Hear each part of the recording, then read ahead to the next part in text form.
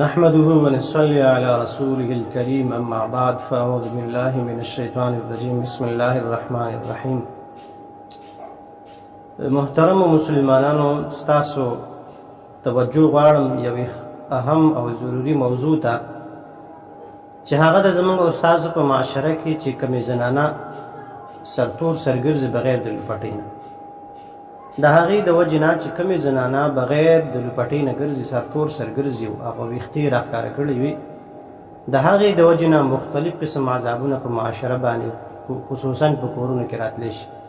مثلا د رزق تنګي، جنن سبا موږ او تاسو جاړو ګراني دا پلان کې چلې دغه رنګې بیماریانې شولې، نور قسم تکلیفونه مصیبتونه په هغه په کورونو کې راتلی شي.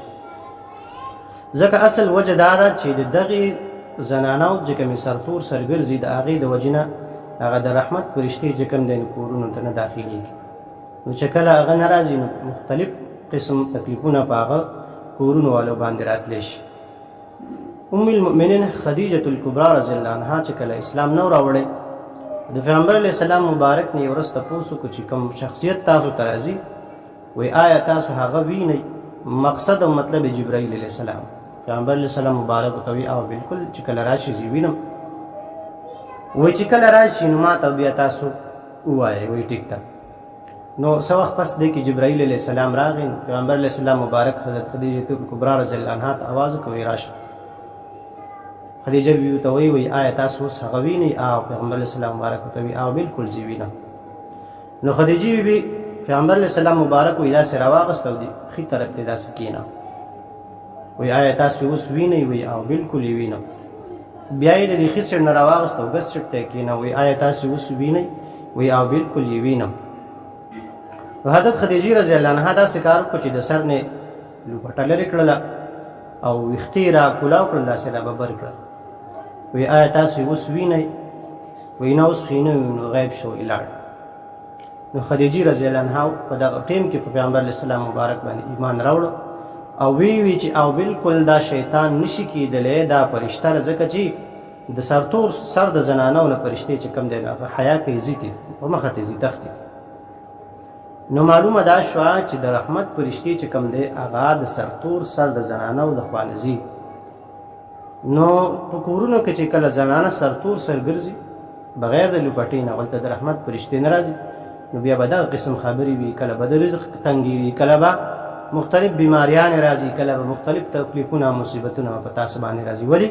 چې هلته د رحمت فرشتې نه راځي. همدغه رنګې د ابراهیم علیه السلام چې کله هغه اور ته غورځاو نمرود، نو یو ټال یې جوړ کړ، ځکه هغه اور ډېر غټ و، د غورځېدلو یې داسې څه پروګرام نه جوړېدو، نو ټال یې وله جوړ کړ او وایي چې په دې ټال کې به یې لیکه ورکړو نو د اور منځ ته به ورلړه شي. نو هغه ټال چې کوم دی نو فرشتو نیولی او هغه ټال وایي چې کوم دی نو نه ورغورځېده.